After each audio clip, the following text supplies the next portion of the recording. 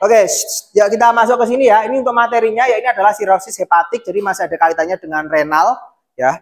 Sirosis hepatik, ada yang tahu sirosis hepatik itu apa?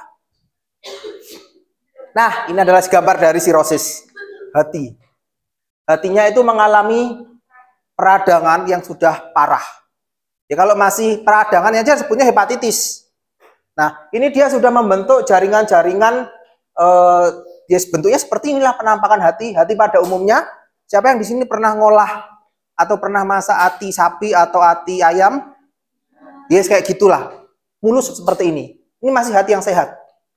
Kemudian, orang yang mengalami sirosis hepatik itu hatinya sudah seperti ini. Nah, orang yang mengalami ini yang orang suka iri hati dan lain sebagainya, ini masalah hati ini. Bukan ya, bukan ya. Oke, ya.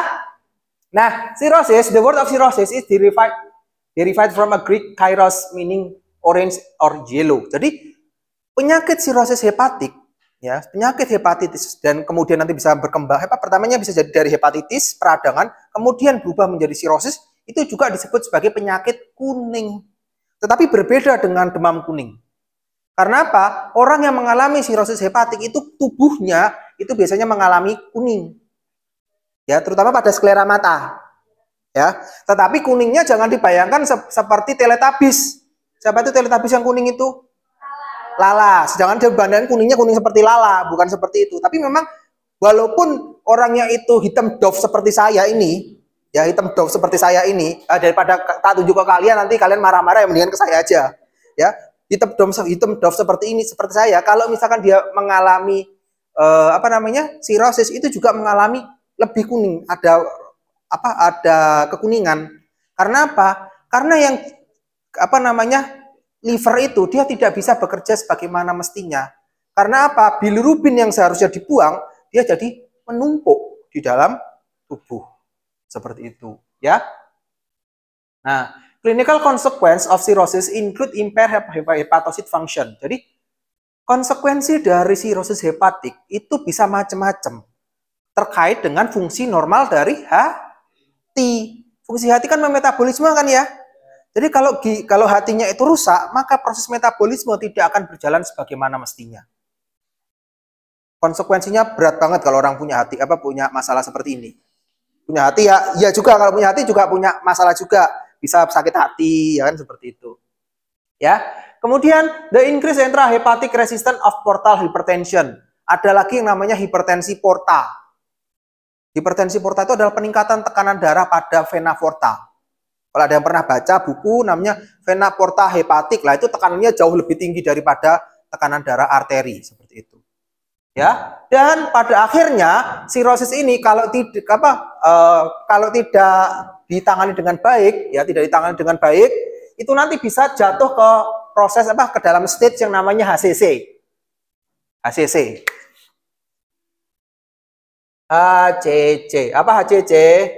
Hepato selular karsinoma. Atau sederhananya adalah kanker hati. Jadi mau spidol ya, bisa jatuh ke kanker hati. Nah, kalau sudah kanker hati, komplikasinya bisa macam-macam. Komplikasinya bisa macam-macam, dan juga kalau sudah masuk ke kanker hati, endingnya bisa jelek. Endingnya bisa jelek. Ya, hepatocellular carcinoma, HCC. Nah, untuk epidemiologinya, nanti bisa kalian lihat di sini. Di Amerika sendiri tahun 2015, itu dia yang namanya sirosis hepatik itu menyumbang kematian sebesar 40.326 kematian per tahun. Sedangkan worldwide di seluruh dunia pada tahun 2019 dari jurnalnya ini, itu dia menyebabkan kematian pada 2,4% kematian di seluruh dunia. Jadi kalau misalkan dalam satu hari ada 1 juta kematian, berarti sekitar 24.000 mati akibat atau meninggal akibat sirosis hepatik ini tadi. Ya. Kemudian di Eropa itu sekitar berapa itu? 47.000 kematian per tahun. Tahun 2013. Sedangkan di Asia Pasifik, ya kita ngomong Asia Pasifik, itu sekitar 4,6% atau sekitar 28 juta kematian. Silakan masuk. Ya, sekitar 28 juta kematian akibat sirosis. Loh, Pak kok tinggi banget angkanya, Pak? Ya, kok tinggi banget? Iya, karena memang Asia Pasifik itu kalau dilihat dari total penduduknya itu dia menempati sekitar 2/3 dari populasi dunia. 2/3 populasi dunia adanya di Asia Pasifik ini. Coba sebutkan negara mana yang penduduknya paling banyak nggak ada di Asia Pasifik? Indonesia? Ada kan di Asia Pasifik? Ada. India? China? Yang nggak ada cuma Amerika tok. Ya, makanya itu angkanya sangat tinggi sekali. Karena 3 negara dari 4 negara tertinggi di dunia itu ada di Asia Pasifik. Makanya nggak heran seperti ini. Dan juga angkanya relatif lebih tinggi ini. Ya, angkanya juga relatif lebih tinggi, yaitu sekitar 4,6%. Itu yang menyebabkan 4,6% angka kematian itu disebabkan oleh sirosis hepatik. Oke, next. Nah, etiologinya apa sih? Apa sih yang menyebabkan seseorang itu mengalami sirosis? Yang pertama, sirosis itu bisa terjadi akibat konsumsi alkohol secara kronis. Maksudnya kronis bagaimana, Pak? Ya, ahli minum, ya drunken master. Ya kalau misalkan zaman dulu ada yang tahu jurus dewa mabuk, ya dewa mabuknya mati gara-gara sirosis. Ya, jadi kalau orang yang suka minum, apalagi suka minum, ya apapun itu, ciu, kemudian arak dan lain sebagainya, hati-hati. Ya siap-siaplah duit sekian miliar buat transplantasi. Karena sirosis itu nggak ada obatnya, Rek, sampai sekarang. So far, sirosis itu nggak ada obatnya, kecuali transplantasi. Tapi jangan dibayangkan transplantasi satu jantung satu organ utuh ya, satu hati utuh ya. Kalau yang namanya kalau hati, dia bisa bertumbuh organnya. Jadi mungkin cukup dipotong sekian bagian yang rusak tadi, dipotong, ditempelkan. Itu bisa. Tetapi kalau jantung nggak bisa ngecer. Kalau transplant jantung, transplant paru itu nggak bisa ngecer. Seperempat paru diambil gitu nggak bisa. Seperempat jantung diambil nggak bisa. Ya, ngeri, memang iya ngeri. Jadi kebanyakan orang-orang yang pengkonsumsi alkohol, salah satu resikonya adalah ini. Karena apa? Alkohol kan etanol ya. Alkohol itu etanol. Nah, etanol itu akan dimetabolisme oleh suatu organ yang namanya liver ini tadi. Nah, setelah dimetabolisme, dia akan menjadi suatu senyawa yang namanya aldehid. Nah, aldehid itulah yang juga menjadi suatu masalah pada liver. Dia metabolisme aldehid itu juga terbatas. Karena ada enzim namanya glutathione yang dia akan merubah aldehid tadi menjadi senyawa yang tidak toksik. Nah, karena kalau misalkan glutathione-nya itu terbatas, misalkan glutathione-nya 10.000 ya, 10.000, kemudian alkohol yang masuk atau aldehid yang masuk itu 100.000. Oke, berarti kan ini masih ada minus berapa? 90.000 kan? Nah, ini yang 90.000 inilah yang menjadi biang kerok. Karena apa? Karena keterbatasan glutathione-nya ini. Nah, inilah yang menjadi merusak dari ginjal itu. Jadi harus hati-hati. Itu yang pertama. Salah satu penyebab sirosis. Yang kedua, apa yang menjadi sirosis? Itu hepatitis, terutama hepatitis B. Di Indonesia, angka hepatitis B masih banyak. Hepatitis A ada, tapi dia self-limiting disease. Nah, kalau di sini disebutkan bahwa tipe hepatitis B, C, dan D itu adalah salah satu penyebab kejadian sirosis. Loh, salah satu terapinya bagaimana? Hepatitis pun sampai sekarang masih belum ada obat yang definitif. Kalaupun ada seperti interferon, kemudian obat-obatan yang lain, itu hanya memperlambat progresivitas dari hepatitisnya. Jadi sederhananya seperti ini. Hepatitis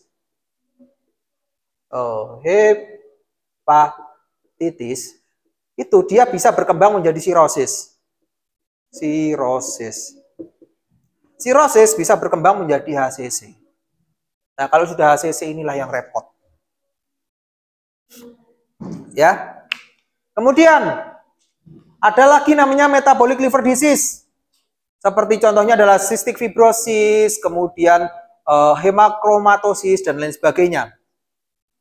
Nah, tetapi yang menarik adalah ini, coba kalian lihat yang ini, fatty liver. Non-alcoholic steatohepatitis atau fatty liver.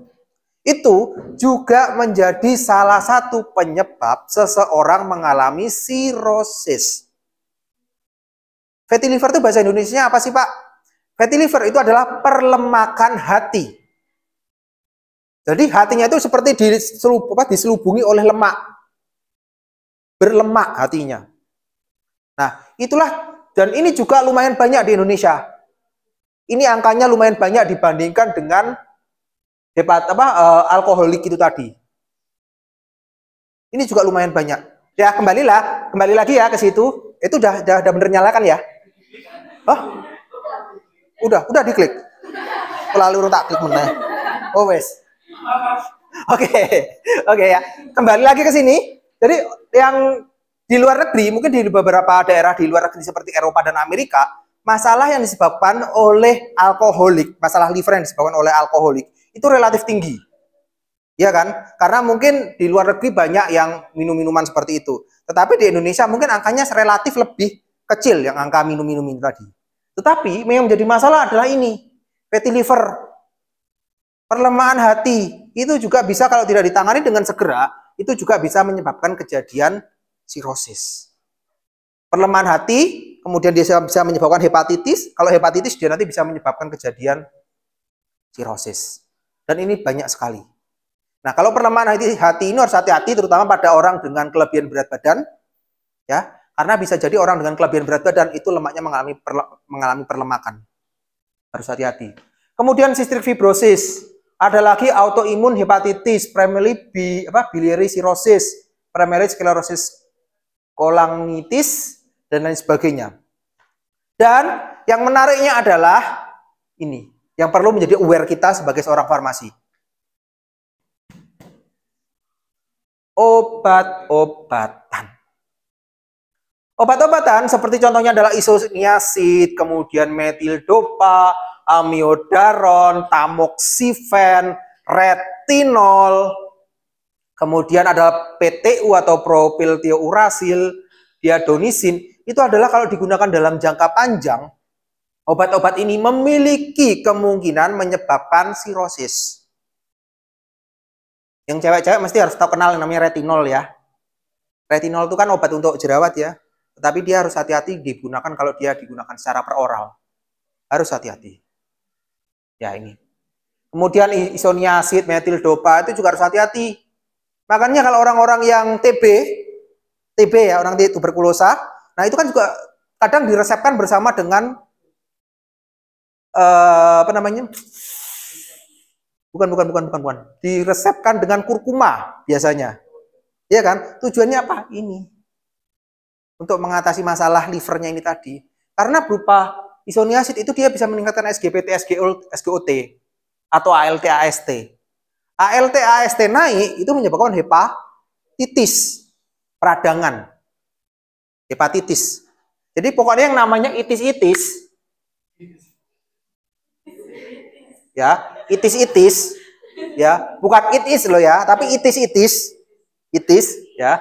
Pokoknya yang itis-itis itu berarti artinya apa kalau itis-itis itu? Radang. Iki lah mau ngalam, iki biasanya yang namanya Siti harus hati-hati nih. Ya, jadi kalau mau ngalam namanya Siti hati-hati berarti artinya radang. Ya. Ya, pokoknya semua yang berakhiran itis-itis itu artinya peradangan. Ya, misalkan meningitis, kemudian bronkitis. Aku nggak nyebut loh ya, koncomu loh yang nyebut. Silakan diselesaikan secara adat. Ya, pokoknya yang berakhiran itis-itis itu adalah peradangan. Berarti kalau yang namanya peradangan pada hati itu sebutannya adalah hepatitis. Ya, jadi obat-obatan ini juga bisa memicu peradangan pada hati. Jadi harus hati-hati, apalagi obat-obat yang digunakan dalam jangka panjang. Di antara obat-obat ini yang mana kira-kira digunakan dalam jangka panjang? ISDN emang ada. Isoniazid. Isoniazid kan lama kan 6 bulan kan? 6 bulan sampai dengan 1 tahun kan? Ya. Ada lagi nggak? Metildopa. Kayaknya enggak deh metildopa ya. Metildopa paling digunakan untuk yang sekarang-sekarang ini. Metildopa itu digunakan untuk mengatasi peningkatan tekanan darah pada kehamilan. Ya, atau preeklamsi. Makanya nggak digunakan dalam jangka panjang. Amiodaron mungkin dia digunakan dalam jangka panjang. Methotrexat bisa digunakan dalam jangka panjang karena dia termasuk obat kemoterapi. Tamoxifen bisa nggak? Bisa. Tamoxifen itu adalah salah satu obat yang digunakan untuk terapi kanker payudara. Itu makanya bisa digunakan dalam jangka panjang. Makanya harus hati-hati seperti ini. PTU juga iya. PTU kan untuk apa? Pengobatan hipertiroid. Seperti itu. Ya, itu adalah salah satu beberapa penyebab dari sirosis. Oke, next. Kemudian di gambar ini causes of cirrhosis related death by country in the Asia Pacific region. Nah, ini adalah penyebab kematian dari sirosis kematian yang disebabkan oleh sirosis. Nah, coba kalau dilihat itu disebut yang warnanya merah itu adalah hepatitis B, yang biru itu biru muda itu adalah hepatitis C, kemudian yang biru tua adalah alkohol, yang kuning adalah penyebab lainnya. Oke, kalau kita lihat dari sini, mayoritas penyebab kematian yang berkaitan dengan sirosis hepatik adalah hepatitis. Hati-hati. Makanya, di sini adakah orang yang menjadi antivak di kelompok ini? Di kelas ini apakah ada orang-orang yang kelompok antivaksin? Nah, harus hati-hati. Karena apa? Hepatitis itu dapat dicegah dengan apa? Vaksinasi. Jadi kalau kalian nanti punya anak, sebaiknya dicegah kejadian hepatitisnya ini. Dengan apa? Vaksinasi. Memang kalaupun misalkan yang namanya vaksinasi, itu dia tidak mencegah 100%. Kalaupun misalkan masih kesenggol hepatitis, setidaknya tidak parah. Logikanya sama seperti kalian naik motor pakai helm. Apakah dengan menggunakan helm saya terhindar dari jatuh? Tetapi kalau saya naik motor pakai helm, kalau jatuh apakah fatal? Enggak. Setidaknya kepala terlindungi walaupun ada bagian lain yang retak, misalkan. Ya kan, misalkan hatinya retak gara-gara habis diputus sama pacarnya. Ya kan? Coba lihat di sini. Coba kalau dilihat di China deh. Di China angkanya hepatitis B masih sekitar 60%. China sekitar 60%, kemudian yang mendekati 70% ini apa? Singapura. Ya. Kalau dilihat itu adalah Singapura itu masih sekitar 70%, sama Brunei ini Singapura, ini Brunei. Ya, itu angkanya termasuk relatif tinggi hepatitisnya. Ya. Kemudian kalau kalian lihat yang lainnya, misalkan kalau Laos itu, ini Laos ya. Laos ini sekitar paling banyak kematiannya akibat alkoholisme. Akibat minum-minuman beralkohol. Itu masih lumayan tinggi angka kejadiannya. Kemudian Pakistan, kalau Pakistan itu dia yang relatif tinggi, ini Pakistan ya. Pakistan dia yang paling tinggi, relatif tinggi adalah hepatitis C. Yang biru muda nih, Los. Pakistan biru muda. Ya kan hepatitis C kan? Seperti itu. Ya. Jadi memang lumayan berbeda untuk setiap negara ini, untuk Asia Pasifik khususnya penyebab kematiannya. Kalau di Indonesia, Indonesia, oh ya, masih lumayan juga ternyata. Gak ketok ah, gak ketok saya tak Indonesia. Ini sebelahnya Laos itu. Laos di mau Laos. Laos kan ini. Indonesia nih. Ini. Nah, yang paling banyak memang masih hepatitis B sama hepatitis C. Kemudian untuk angka minum-minumannya, sirosis akibat minum-minuman relatif lebih rendah. Ini hampir mirip dengan ini. Mana ini? Pakistan. Oh iya, Pakistan relatif lebih rendah. Pakistan, Brunei, Singapura, Brunei juga relatif rendah sirosis akibat minum-minuman keras. Karena memang ketiga negara itu bukan. Ya, kalau Pakistan sama Brunei itu kamu minum minuman keras ya ketahuan polisi ya sidamu. Karena di sana kan menetapkan hukum agama kan. Ya, seperti itu. Apa? Ya, kalau minum minuman keras ya seperti itu. Relatif lebih rendah, tetapi faktor yang lain itu juga relatif tinggi ini. Ya. Jadi ini masih menjadi PR bersama. Oke, next. Nah, berikutnya adalah ini. Pathophysiology, chronic liver disease, however hepatic stellate cell undergo an activation process which a central event in development of hepatic fibrosis. Jadi, sel namanya sel hepatic stellate itu berperan penting dalam proses hepatic fibrosisnya. Kemudian, activation causes stellate cell to lose vitamin A become really highly proliferative. Nah, sel stellate ini tadi, dia yang menyimpan vitamin A di dalam tubuh. Tapi setelah vitamin A-nya kosong, maka dia selnya itu tadi menjadi proliferatif. Jadi dia berkembang. Berkembang secara ugal-ugalan. Ya. Setelah berkembang secara ugal-ugalan, proliferasi tadi, and synthesis fibrous scar tissue. Jadi dia mengembangkan suatu scar, jaringan parut. Jaringan parut itu bayangkan seperti orang punya keloid. Atau orang punya bekas luka. Itu adalah scar atau fibrous. Sekarang bayangkan liver yang harusnya tadi mulus seperti pantat bayi, kemudian ada bekas-bekas lukanya. Nah, itulah yang terjadi pada orang yang mengalami sirosis. Bayangkan seperti itu. Jadi kayak hati yang harusnya mulus, bayangkan hati ayam aja deh yang biasanya kita lihat ya. Hati ayam kemudian banyak codetnya. Codet tapi di seluruh hatinya tersebut. Ya kan? Itulah yang terjadi akibat sirosis. Seperti itu. Which accumulated in sinusoidal space. Nah, this lead to loss hepatocyte microvilli, loss microsinusoidal, kemudian endothelial fenestrase dan lain sebagainya. Nanti akhirnya berkembang menjadi sirosis tadi. Seperti ini. Mungkin kalau boleh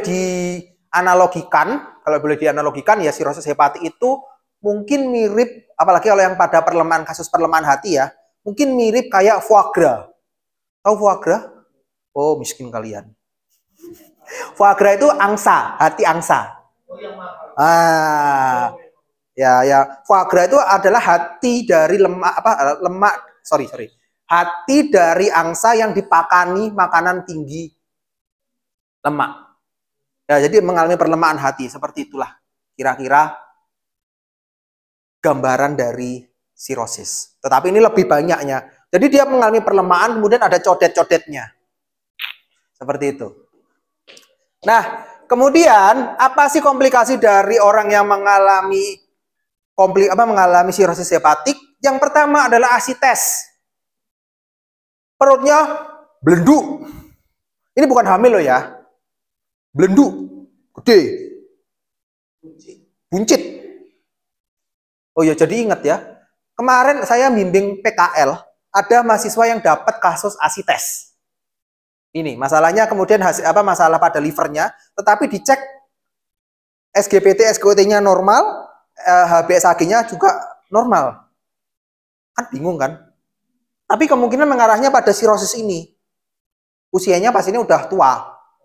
Nah, yang menarik adalah apa? Karena perutnya belenduk, gede, isinya air. Pikirannya apa? Ini disantet. Ya toh. Apa nih musuh wong Banyuwangi, hati-hati. Tapi Banyuwangi saya kalah karo Tulungagung. Ya, ini. Jadi asites itu seperti ini. Asites itu adalah penumpukan cairan pada rongga peritoneum. Kalian sudah belajar bedah tikus? Belum ya? Jadi di sini isinya rongga. Di perut kalian itu isinya rongga. Kosong.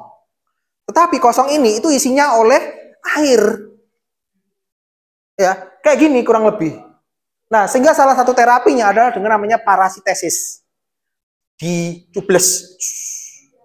Diambil airnya. Dan airnya biasanya berupa kayak nutrisari gitu. Kuning.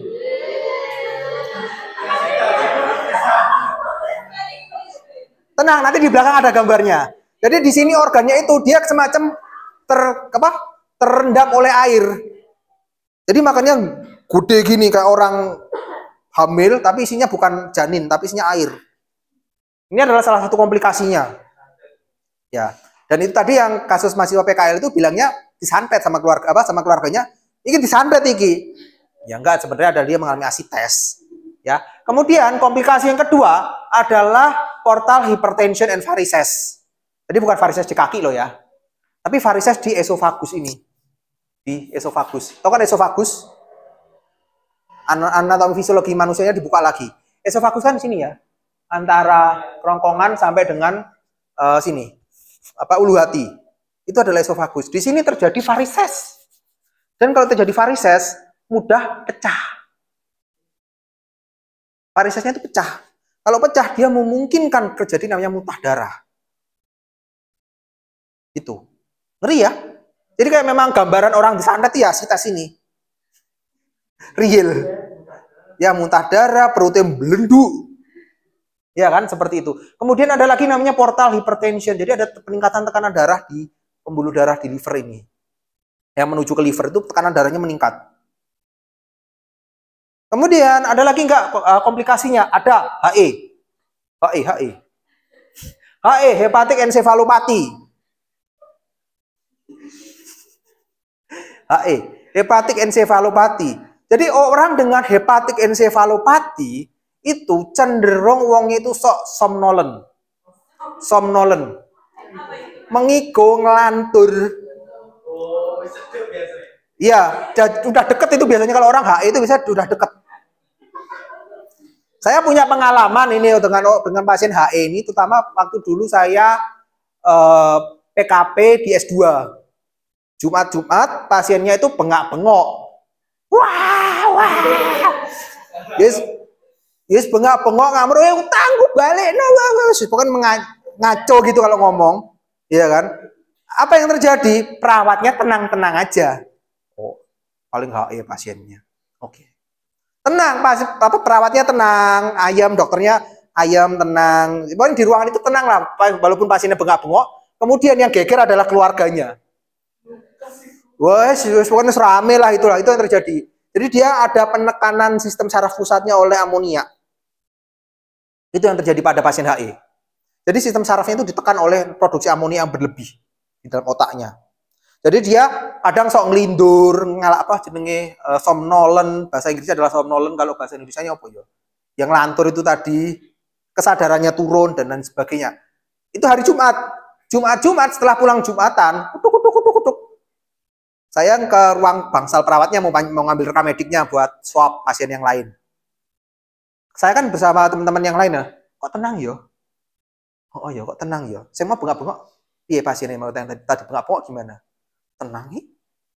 Waduh, langsung panik semua yang ada di situ. Kemudian pada akhirnya apa? Ya udah, keluarganya pecah tangis di keluarganya. Pasiennya meninggal. Karena apa? Penekanan sistem saraf pusat oleh amoniak tadi. Ini adalah akibat komplikasi dari hepatic encephalopathy tadi. Pasiennya somnolen, kemudian terlalu banyak amoniak di dalam tubuhnya, kemudian menekan sistem saraf pusatnya. Sistem saraf pusat kalau sudah tertekan, maka seluruh respon yang ada di dalam tubuh juga akan tertekan, pernafasan tertekan, kemudian fungsi jantung tertekan dan lain sebagainya. Endingnya innalillahi. Nah, berikutnya yang komplikasi dari hepatik encephalopathy. Fungsi dari liver salah satunya adalah berkaitan dengan proses koagulasi atau proses pembekuan darah. Ya, pembekuan darah, kemudian vitamin sintesis faktor-faktor yang berpengaruh terhadap pembekuan darah. Makanya jangan kaget kalau orang yang mengalami sirosis hepatik itu biasanya mengalami coagulation defect. Darahnya kalaupun misalkan ada perdarahan, perdarahannya itu mengucur terus. Loh kan kayak orang disantet toh. Iya kan? Jadi darah itu nggak bisa membeku sebelum mendapatkan terapi tambahan. Ini yang terjadi. Karena di liver itu adalah salah satu faktor pembekuan darah juga terjadi. Ya toh? Nah ini yang terjadi.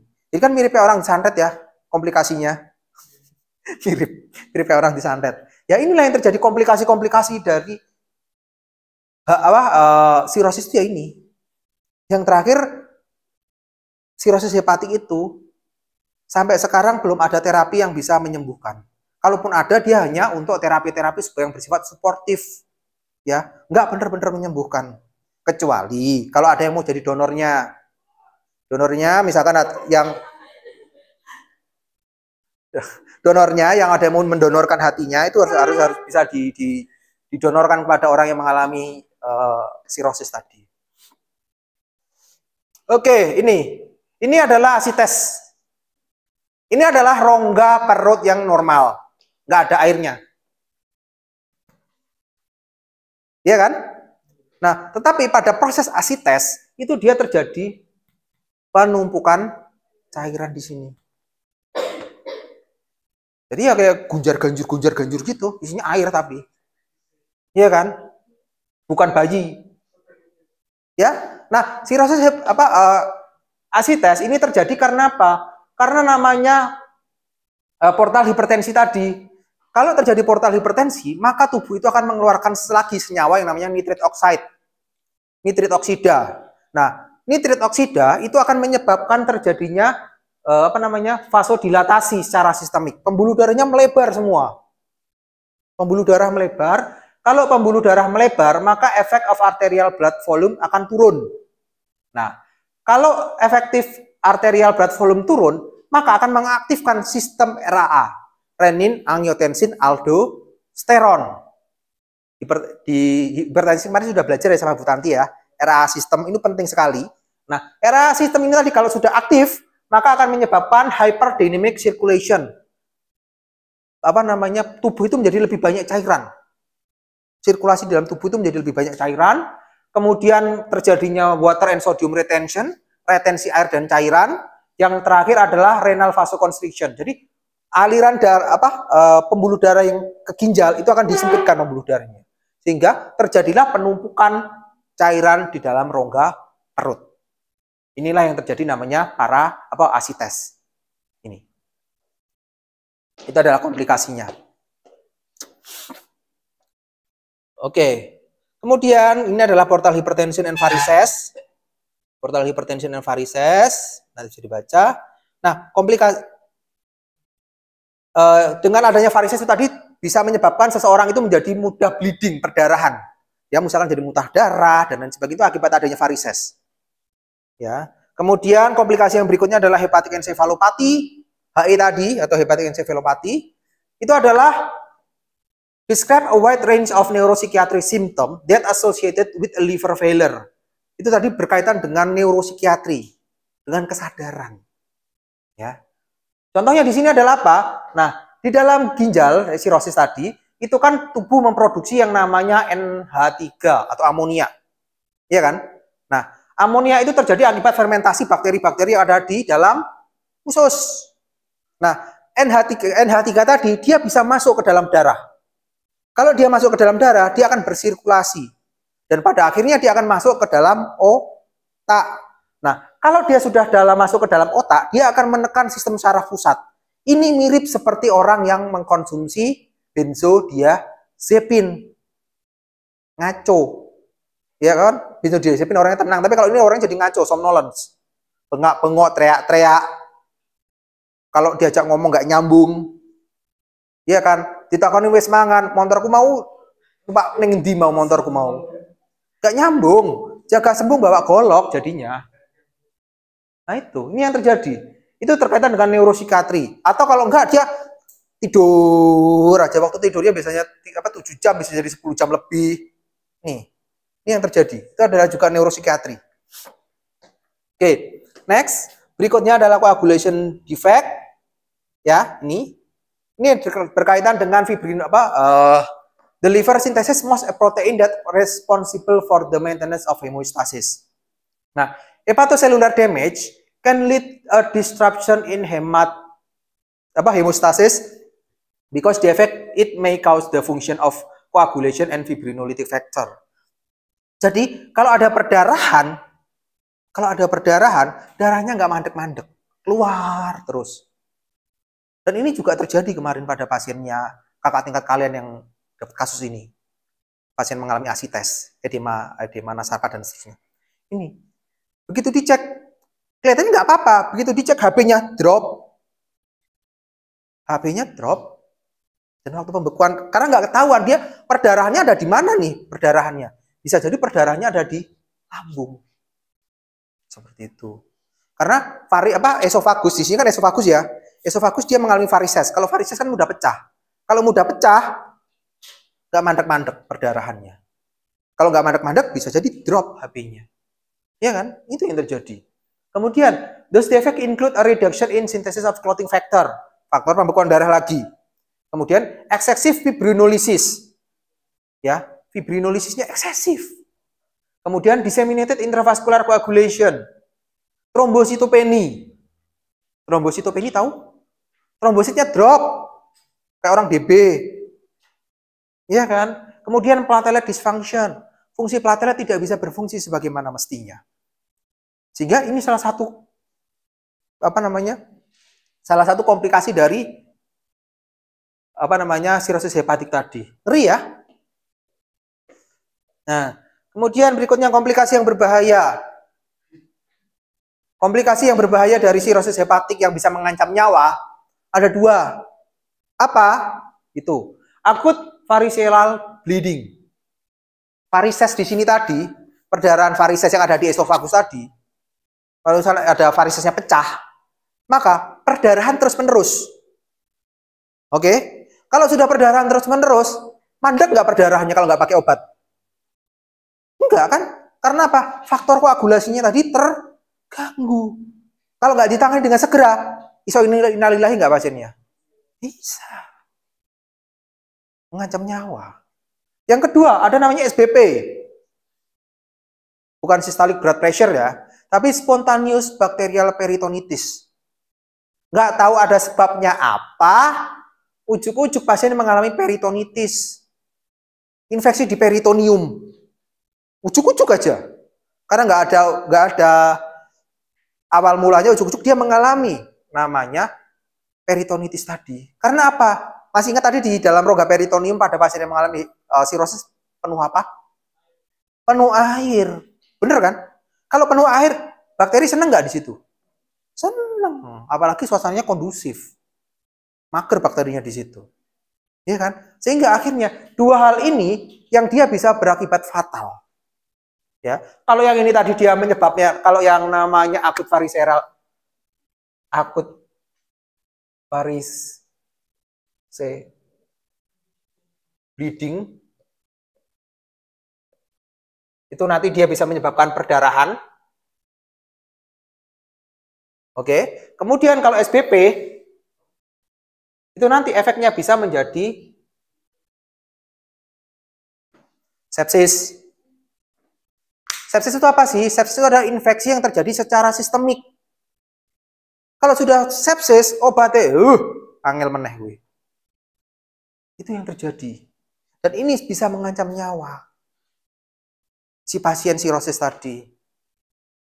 Itu yang terjadi. Nah, ini adalah sign and symptom. Ya, sign and symptom. Sign and symptomnya bisa kita lihat dari SGPT, SGOT, ya, AST, ALT, ya.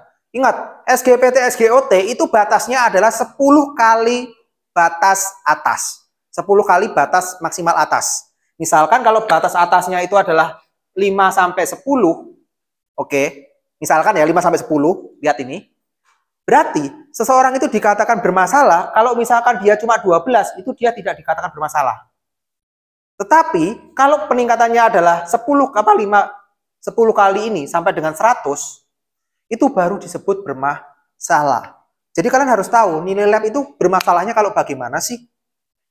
Kalau SGPT, SGOT naik 1 atau 2 nggak masalah.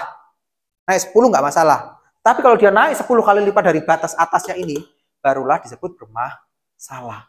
Seperti ini. Nah, ini adalah interpretation of liver function test, DDC differential diagnosisnya seperti apa. Kalau dilihat SGPT, SGOT-nya bisa naik dia sampai 10 kali lipat. Kalau misalkan dia naiknya lebih dari 10 kali lipat, itu bisa disebut sebagai hepatitis atau drug iskemia. Kemudian kalau kurang dari 10 kali normal, dengan sebandingnya harus dilakukan dan lain sebagainya.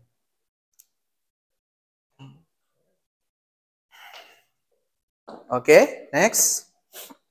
Kemudian kalau untuk laboratoriumnya, nilai laboratoriumnya ada namanya aminotransferase.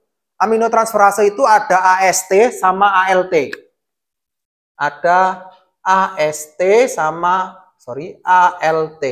Nah, ini sama dengan SGPT dan SGOT. Ini sama. SGPT, SGOT sama STLT itu sama. Kemudian ada namanya alkalin fosfatase, gamma glutamil peptidase. Kemudian kita bisa juga melihat child flux classification-nya. Ini untuk melihat prognosis pasiennya. Apakah prognosisnya baik atau buruk. Seperti itu. Kemudian ada namanya bilirubin, albumin, dan coagulation factor-nya itu juga akan terpengaruh. Sama yang terakhir adalah trombositopenia-nya. Trombositnya. Nah, sekali lagi saya jelaskan bahwa kita tahu nilai-nilai ini bukan tujuannya untuk diagnosa. Diagnosa serahkan pada dokter. Kita menggunakan nilai parameter-parameter ini tujuannya adalah untuk melakukan evaluasi terapi. Oke?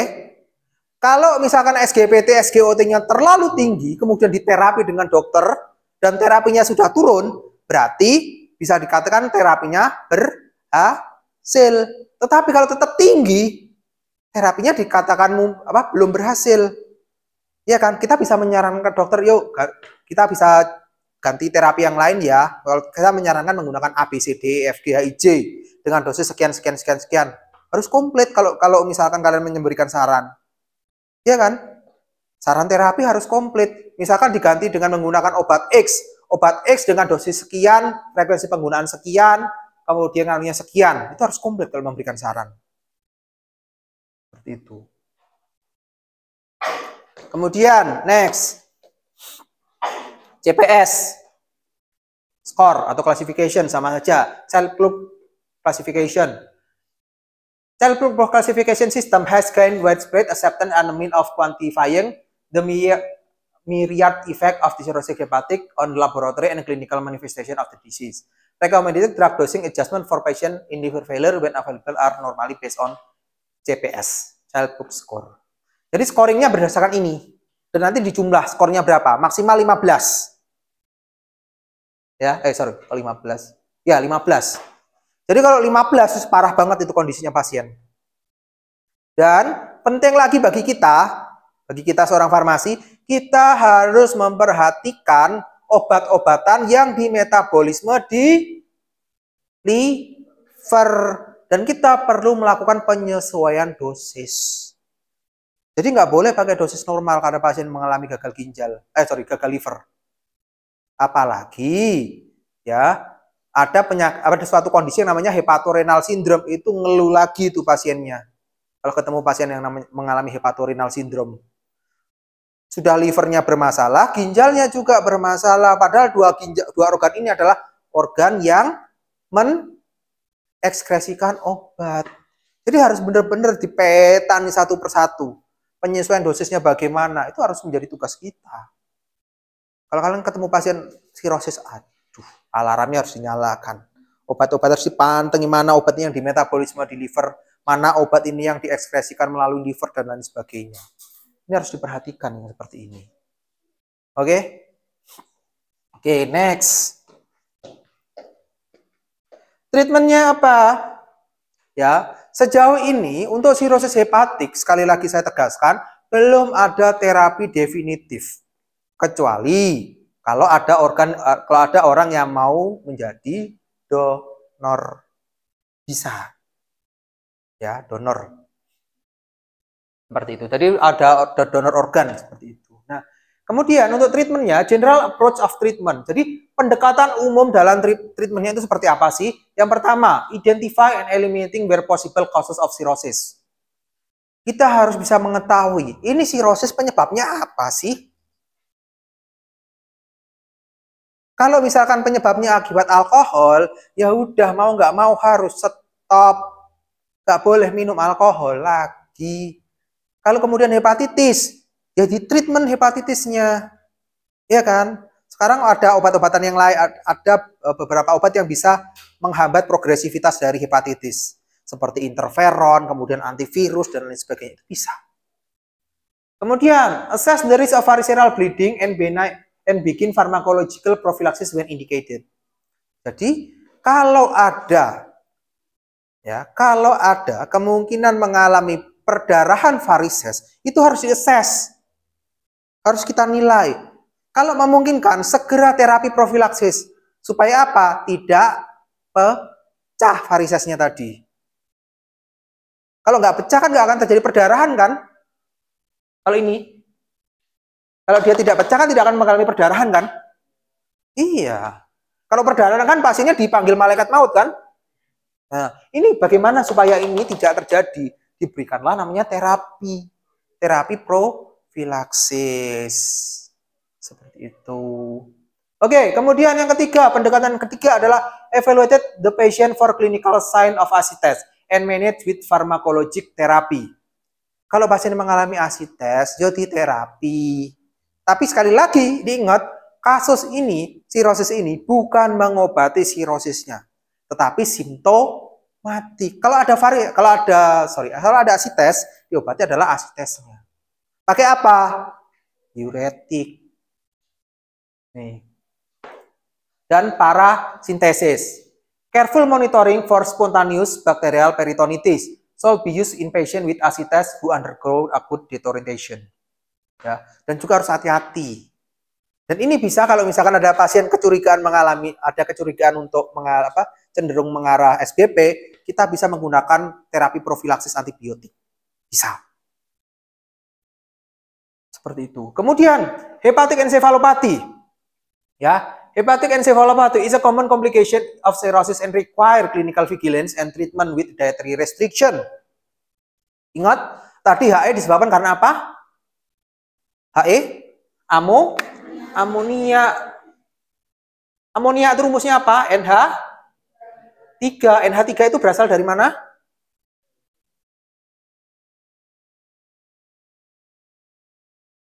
Protein. Jadi harus hati-hati kalau makan protein. Gak boleh makan protein yang terlalu banyak. Karena dia bisa memperparah kondisi HE-nya ini. Diet restriction-nya. Bagaimana? Serahkan pada ahli gizi. Untuk dietnya. Kita nggak perlu ngurusi masalah itu. Ngurusi obat ini aja yang mana dieliminasi lewat liver, yang mana diekspresikan lewat liver aja sudah ngelundasmu. Orang mau nambah-nambahi masalah diet. Serahkan pada ahli gizi. Ya. Kemudian elimination of central nervous system depression. Jadi kalau pasiennya bengak-bengok kayak tadi, pasiennya bengak-bengok, jangan dikasih jangan dikasih obat yang menekan sistem saraf pusat. Itu akan mempercepat malaikat menemuinya. Ya, nggak boleh. Kalau bengak-bengok, pasiennya bengak-bengok, kemudian ngawur ngomongnya dan seterusnya, berarti dia pasiennya masih on the track, bagus ini prognosisnya. Tetapi kalau dia misalkan sudah tenang, kalem, hati-hati. Tuh. Kemudian terapi to lower ammonia level. Kalau sudah terlalu tinggi amonianya, maka harus di-cut amonianya. Diturunkan amonianya. Dengan apa? Macam-macam. Ada nanti di belakang. Ya. Kemudian pendekatan yang berikutnya adalah frequent monitoring for sign of hepatorenal syndrome, pulmonary insufficiency and endocrine dysfunction is necessary. Jadi ada terapi yang monitoring tanda-tanda yang lainnya. Oke, hapus ya.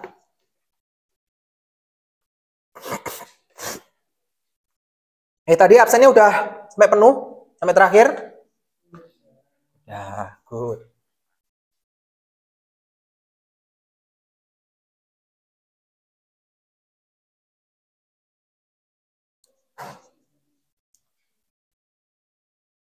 Ini menarik kasusnya ini kalau kalian nanti PKL ketemu kasus sirosis ini. Oke, berikutnya ada namanya manajemen of portal hypertension and visceral bleeding. Ada namanya primary prophylaxis, kemudian treatment of acute visceral hemorrhage and secondary prophylaxis. Tahu bedanya primary and secondary prophylaxis? Terapi prophylaxis primer dan terapi prophylaxis sekunder. Kalau namanya terapi prophylaxis primer itu untuk mencegah supaya tidak terjadi. Itu adalah prophylaxis primer. Supaya tidak terjadi perdarahan. Bagaimana terapinya? Itu adalah disebut sebagai terapi prophylaxis primer. Kalau yang secondary prophylaxis itu adalah mencegah supaya tidak terjadi serangan lagi atau tidak terjadi kejadian lagi. Itu disebut sebagai secondary prophylaxis. Ini adalah pendekatannya. Kemudian kalau terjadi perdarahan, terapinya bagaimana? Apakah bisa menggunakan vitamin K? Ataukah pakai asam tranexamat? Atau pakai yang lain? Itu adalah treatment yang tengah ini tadi. Itu karena kalau misalkan terjadi perdarahan, itu ada perdarahan yang bersifat akut. Itu harus treatment. Misalkan pakai apa pengobatannya? Nah, itu harus tahu juga kalian. Oke, next. Nah, primary portal hypertension. The mainstay of primary prophylaxis is the use of non-selective beta-adrenergic blocking, such as propranolol or nadolol. Tapi sayang di Indonesia nadolol nggak ada, yang ada cuma propranolol. Sekali lagi, kasus ini pasien mengalami sirosis, penggunaan beta-2 adrenergic tujuannya adalah untuk, jangan bilang untuk hipertensi. Mencegah hipertensi porta ini tadi.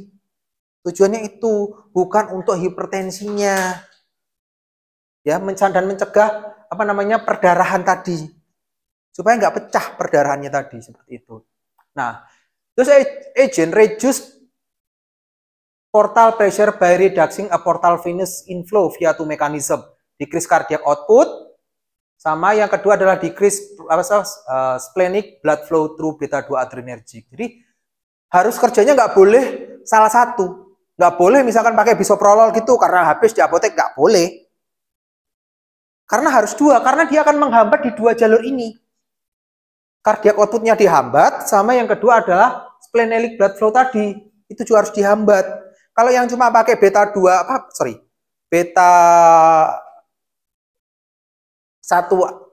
antagonis, misalkan seperti bisoprolol, itu nggak bisa. Karena dia cuma menghambat cardiac output doang. Yang splenic ini yang penting juga. Seperti itu. Ya. Jadi harus pakai yang non-selektif, bukan yang selektif. Seperti itu. Kemudian, nih, primary prophylaxis in visceral bleeding. All patients with cirrhosis should be screened varices upon diagnosis. For patient with small varices, bla bla bla, nuclear. Jadi dia bisa pakai beta blocker, maybe institute to long benefit not been established. Jadi harus bisa mungkin dilihat pakai endoskopi. Atau endoskopi di logro. Seperti itu. Nah, kemudian ini yang kedua.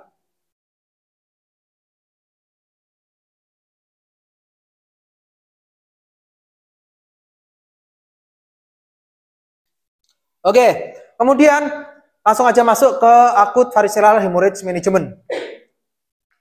Nah, kemudian kalau sudah terjadi perdarahan, misalkan pasien udah tiba-tiba mutah darah, mutah darah gitu, apa yang bisa dilakukan?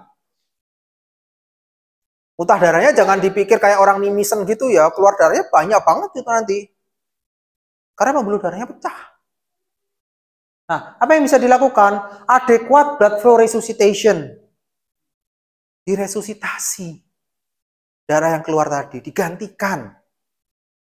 Ya kan? Protection of airway from aspiration of blood. Jadi dia harus dicegah. Kan ingat kan ya, pembuluh darah itu sama saluran nafas kan depan belakang ya. Jangan sampai darah ini tadi yang dari saluran dari esofagus itu masuk ke paru-paru. Kalau sampai masuk ke paru-paru, bisa meninggal pasiennya. Ya kan? Yang ketiga, correction of significant coagulopathy and or thrombocytopenia with fresh frozen plasma and platelet. Jadi pakai fresh frozen plasma, pakai plasma segar beku. Ya, supaya tidak terjadi supaya pembekuan darah itu bisa terjadi dan tidak terjadi trombositopeni. Ya. Kemudian prophylaxis against SBP and other infection. Jadi bisa menggunakan antibiotik untuk SBP untuk mencegah terjadi SBP-nya tadi. Karena variceral bleeding plus SBP sama dengan death. Ya kan? Ini. Kemudian kontrol bleeding dengan apa? Bisa menggunakan obat-obatan. Ya. Kemudian prevention of rebleeding. Kalau misalkan udah ada kalau ada perdarahan esofagus, ada teknik-teknik yang bisa digunakan untuk mencegah perdarahan itu. Dan ada juga obat-obatan yang bisa digunakan. Berikutnya adalah preservation of liver function, menjaga fungsi liver supaya tidak menjadi lebih buruk. Dengan apa? Ya dengan obat-obatan hepatoprotektor. Apa contohnya?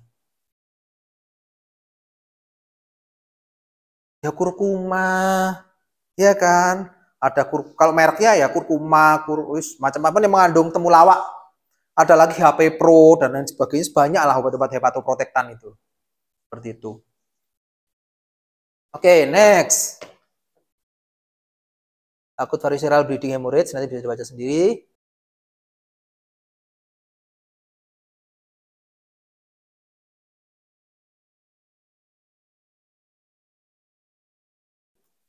Nah, acute variceral management bisa menggunakan kalau misalnya ada perdarahan, kalau ada varises, kita bisa menggunakan namanya octreotide.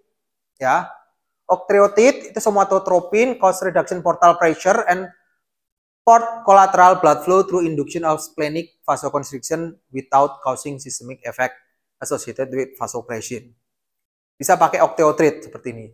Nah, octreotide available as subcutaneous and intravenous injection, and the most recommended dosing octreotide for variceral bleeding consists an initial intravenous bolus 50 mikrogram, kemudian diikuti dengan intravenous infus 50 mikrogram per jam. Jadi dia pertama IV dulu bolus, kemudian untuk di maintenance-nya supaya tidak terjadi perdarahan, maka bisa menggunakan namanya octreotide. Seperti ini. Tapi saya lupa di Indonesia ini ada apa enggak ya octreotide ini. Seperti itu. Ini untuk manajemennya. Manajemen acute variceral hemorrhage. Kemudian bisa pakai vasopressin. Vasopressin itu dikenal juga dengan sebutan antidiuretik hormon. Ya. Kalau untuk antidiuretik hormon itu dosisnya adalah dengan IV, ya continuous intravenous infusion 0,2 sampai dengan 0,4 unit per minute, which can increase maksimal 0,8 unit per minute. Itu adalah untuk mencegah untuk mengobati acute variceral hemorrhage. Kalau sudah terjadi perdarahan, sudah pecah nih varisesnya, pakainya octreotide atau pakai vasopressin. Seperti itu. Kemudian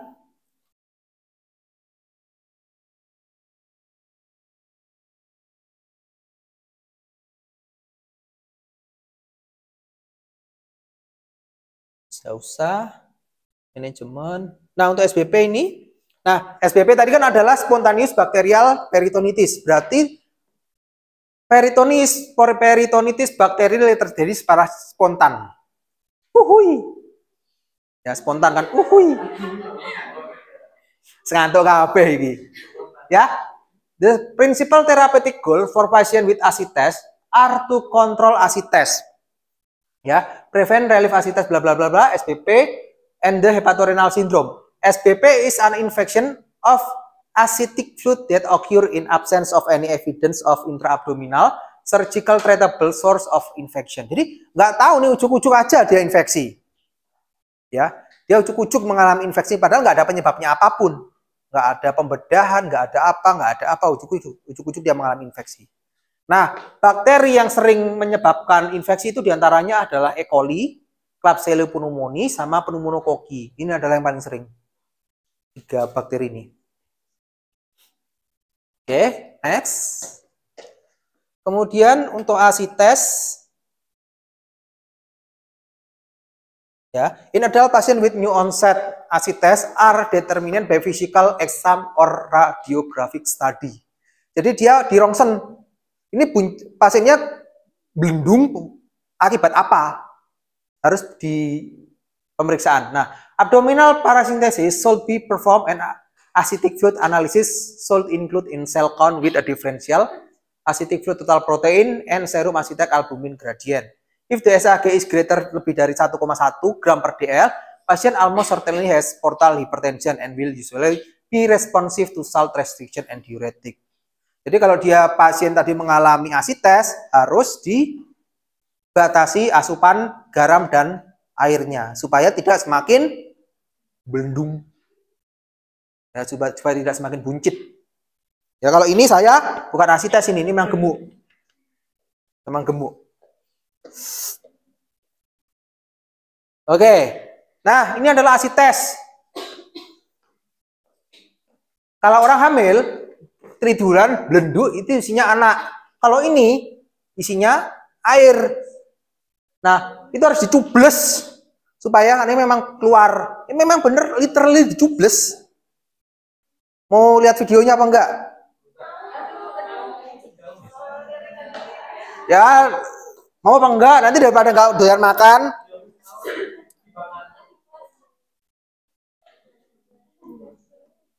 Oke, bentar. Kita lihat nih. Nah, ini adalah contoh dari parasitesnya. Ya. Sampai dengan 19 liter. Tuh. Itu bukan orang hamil kembar 3 atau kembar 4 ya. Itu orang parasites itu. Ya, many thanks. Itu orang yang mengalami asites. Gambarnya seperti itu. Test fluid abdomen called asites and the result of non-alcoholic liver cirrhosis. Ya kayak gitu. And the end, video can see all 19 liter. Bayangkan 19 liter. Ah, 1 galon betul. Itu bayang no, saat gitu.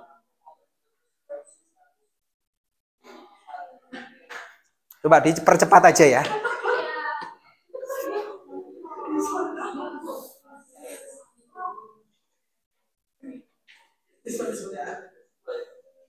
Itu memang bener literally dicoblos.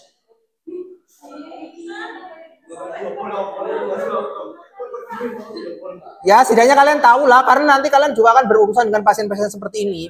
Terutama kalau yang CSSD, kan harus. Oh iya, kalau industri bagus. Nah, di situ kadang ada yang namanya spider navy. Tanda-tanda orang yang mengalami asites salah satunya adalah dia mengalami spider navy. Jadi seperti di udelnya itu seperti jaring laba-laba.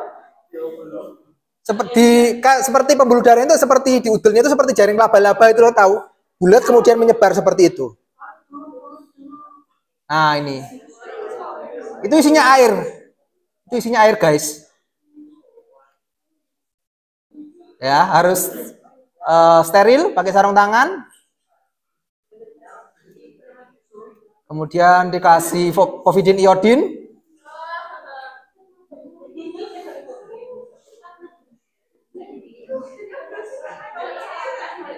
Deloan. Nah, itu kayaknya yang dipakai itu siring berapa mili ya? 100 mili lebih kayaknya.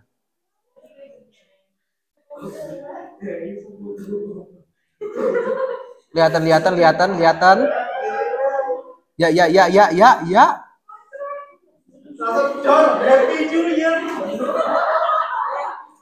Bukan. Itu diambil tuh cairannya.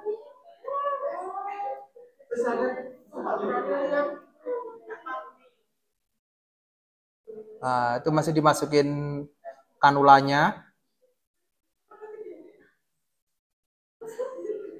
Emang kayak segini ya, sak jempol kayaknya, lebih sak jempol.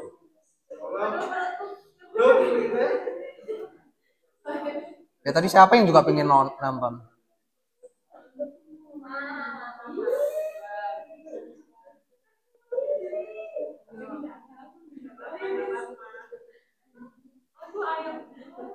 Ya kan isinya air itu. Bukan nutrisari.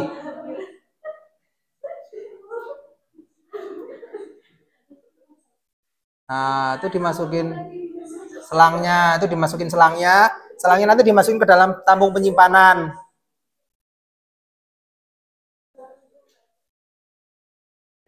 Ya, habis itu kerannya dibuka.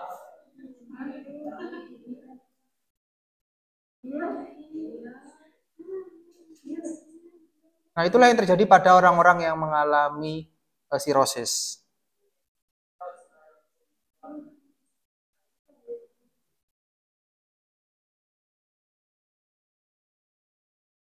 Itu pakai anu ya, pakai apa namanya? Kempes. Time lapse.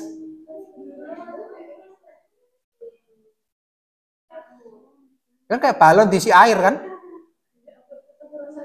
Udah kan?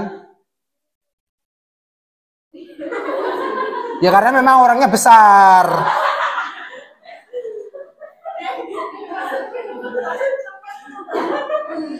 Nah, ini. Itu dia gemuk tadi bukan gara-gara lemak. Ya, kalau dinambahin airnya seperti apa ya? Ya, seperti itulah. Tuh.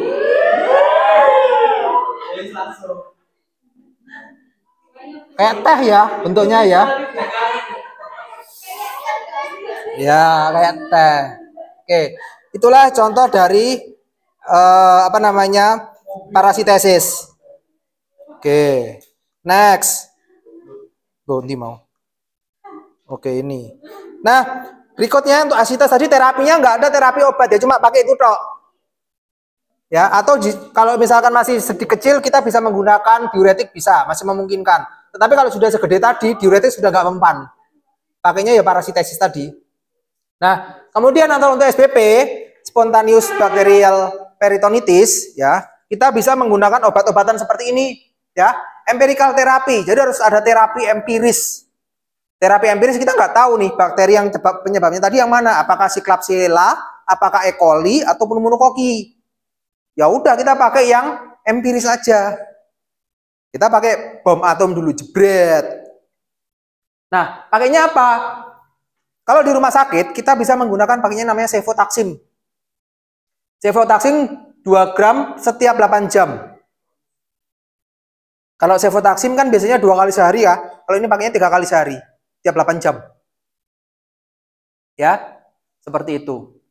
5-day course of antibiotic was efficacy as a 10-day of therapy in randomized trial involving 110 patient with SBP.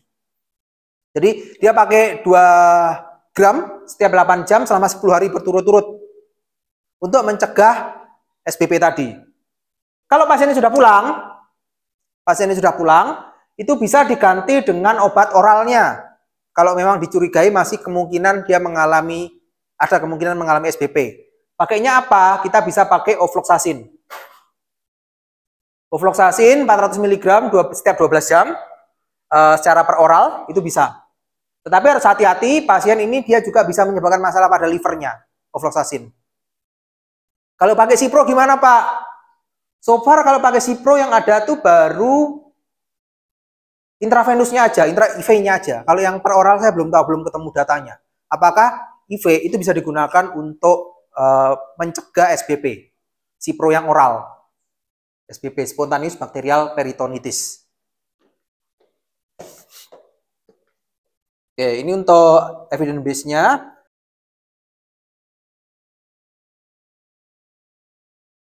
Nah, berikutnya untuk manajemen HE-nya, hepatic encephalopathy. Yang pertama adalah reducing ammonia blood concentration by dietary restriction and drug therapy aimed inhibiting ammonia production and enhancing its removal. Jadi kalaupun sudah kita harus menyetopnya dari hulu dan hilir. Dari hulu adalah dengan mengurangi makanan yang tinggi akan N, akan nitrogennya, yaitu protein, itu harus kurangi. Ya. Kemudian di akhirnya adalah dengan membuang amonia yang sudah terbentuk. Itu harus segera dibuang. Yang kedua, kita juga harus menghindari obat-obatan yang bersifat depresan sistem saraf pusat. Seperti contohnya adalah benzodiazepin, nggak boleh. Ya. Dan di sini ada gradingnya. Ya, ada gradingnya. Grading dari HE-nya antara 0 sampai dengan 5. Kalau yang 5 adalah pasien sudah somnolence but arousable, markedly confused, disorientation, time and place, dan amnesia. Nih, yang pasien yang saya ceritakan tadi mungkin dia sudah dari stage 4. Yang terakhir adalah koma. Sudah tenang gitu pasiennya, nggak ngapa-ngapain, nggak tidur gitu. Ya udah, nanti dia akan tidur selama-lamanya. Hati-hati kalau pasien seperti ini ya. Bengak-bengak itu masih bagus. Berarti prognosisnya masih oke. Tapi kalau sudah tenang, kalem, harus hati-hati. Seperti itu. Ya. Kemudian next terapinya adalah ini. Post systemic versatile factor ini yang bisa memperparah kondisi terapi pasiennya. Protein, laktos. Nah, ini treatmentnya adalah yang pertama adalah treatment intravenous, intervention to reduce ammonia blood concentration. Kemudian yang berikutnya adalah decreasing ammonia blood concentration by decreasing nitrogenous flow from the gut remains a mainstay of therapy patient with HE. Jadi jangan kaget, nanti pasien itu dalam tanda kutip dibuat mencret.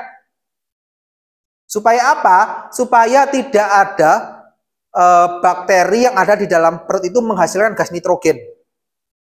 Jadi jangan kaget nanti kalau pasien yang seperti ini itu dibuat mencret.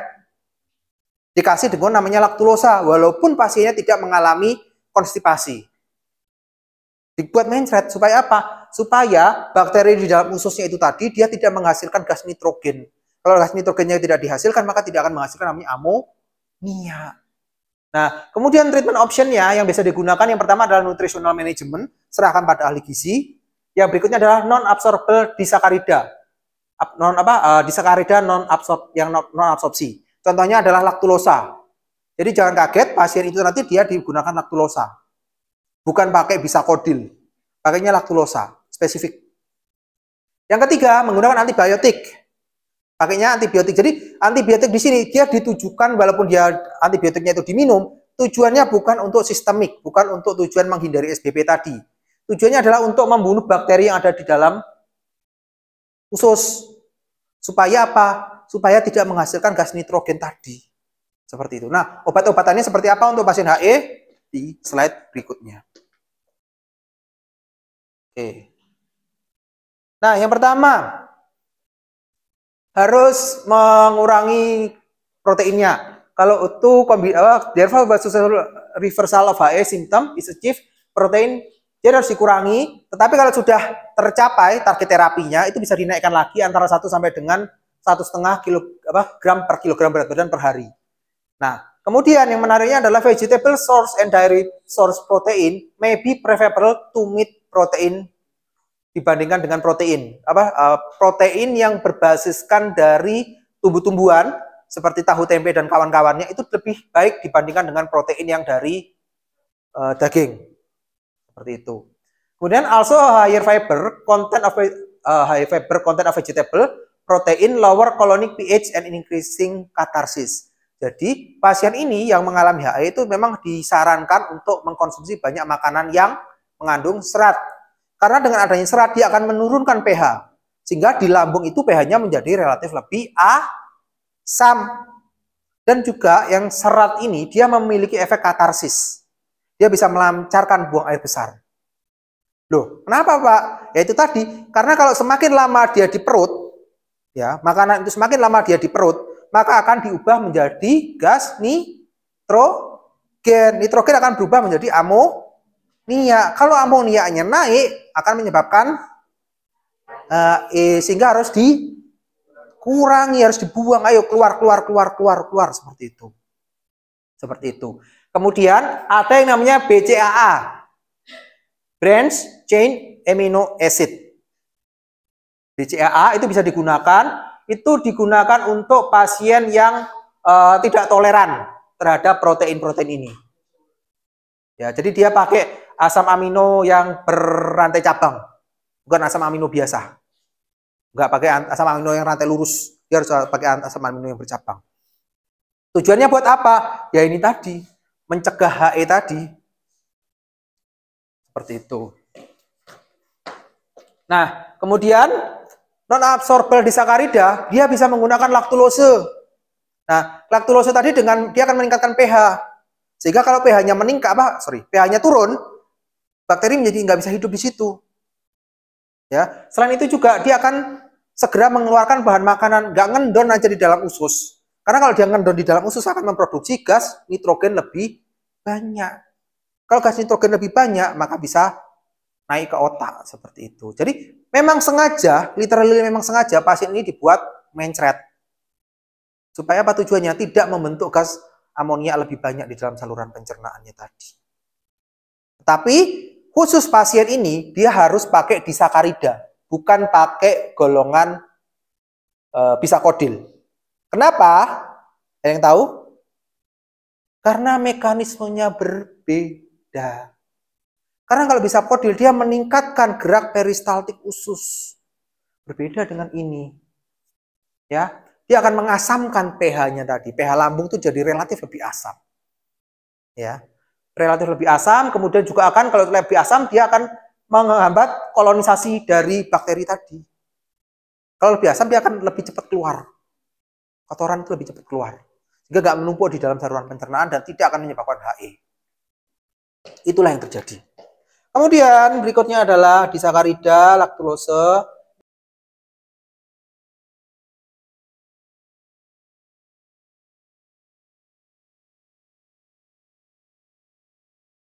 Adalah mekanismenya several way. Nah, berikutnya antibiotik. Antibiotik di sini yang digunakan bukan ditujukan untuk pengobatan SBP. Jadi, tolong diingat, walaupun sama-sama menggunakan antibiotik, tapi tujuannya berbeda. Ini dia ditujukan sebagai membunuh bakteri yang ada di saluran pencernaan. Bukan bakteri patogen yang dibunuh. Ya kayak E. coli tadi, dia dibunuh dengan neomycin ini tadi. Tujuannya adalah untuk mencegah supaya bakterinya tadi tidak menghasilkan gas nitrogen. Itu yang dialami. Pakainya apa? Neomycin sulfat. Neomycin sulfat tablet yang disarankan. Oke, next. Berikutnya, tenang, tinggal 2 slide lagi. Antibiotik. Kalau neomycin sulfat nggak ada, gimana Pak? Ya kita harus kreatif kan. Kita bisa menggunakan obat yang namanya metronidazol. Metronidazol 2 kali sehari 250 mg itu dia bisa digunakan untuk membunuh bakteri yang ada di saluran cerna yang berkaitan dengan HE. Supaya bakterinya tadi tidak menghasilkan gas nitrogen. Nah, ini tujuannya.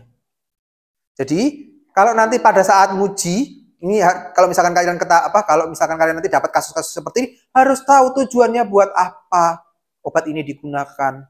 Walaupun sama-sama antibiotik, bukan untuk mengatasi SBP tadi, tetapi untuk ini HE-nya tadi. Itu yang bisa kita lakukan. Tinggal 2 slide lagi. Oke, ammonia removal.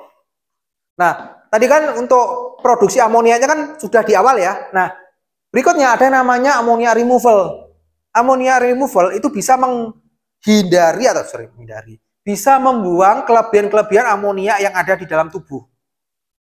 Dengan apa? Namanya obat ini namanya LOLA. Bukan loading lambat. Tapi L-ornithin L-aspartat. Itu akan menstimulasi residual hepatic urea cycle activity dan mempromosikan atau menyebabkan peripheral glutamin sintesis.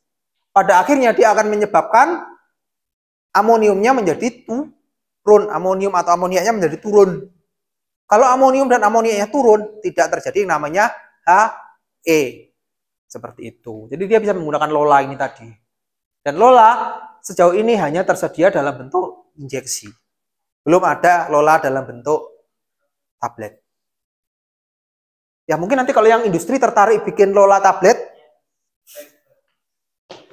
Oke. Yang terakhir, nah ini adalah the last liver transplantation. Jadi kalau misalkan orangnya ada donornya, ya sekarang kan nyari donor kan berat ya, nyari donornya kemudian seperti itu. Kalau orang dengan sirosis hepatik, terapi definitifnya ya ini, cuma ini. Yang tadi sudah saya sebutkan di awal, itu bukan terapi definitif, tetapi terapi yang bersifat suportif. Tujuannya apa? Untuk pasiennya bisa hidup lebih lama, supaya pasien tidak mengalami keluhan-keluhan yang lainnya. Seperti itu. Seperti ini. Ini adalah terapinya. Oke, mungkin sekian aja dari saya. Sampai sore ini ada yang mau ditanyakan mengenai sirosis hepatik? Ada atau belum? Oke, kalau belum ada, kita cukupkan ya pertemuan kita pada sore hari ini. Terima kasih atas waktunya. Kita akhiri juga dengan berdoa ya, menurut agama dan kepercayaan kita masing-masing, supaya yang sedikit saya sampaikan tadi ada manfaatnya dan bisa diaplikasikan di masyarakat. Oke? Ya, UASnya online. Materinya cuma materi saya tok. Apa? Ya nanti tak kasihkan. Ya, tinggal satu lagi apa? Belum tak bikin soalnya. Jadi sekalian dua pertanyaannya, soalnya belum tak bikin. Enggak kayaknya. Ise lah, ise. Oke, ise. Kan ada poinnya. Ya. Oke, kita cukupkan ya pertemuan kita pada sore hari ini. Berdoa menurut agama dan kepercayaan kita masing-masing, dipersilahkan.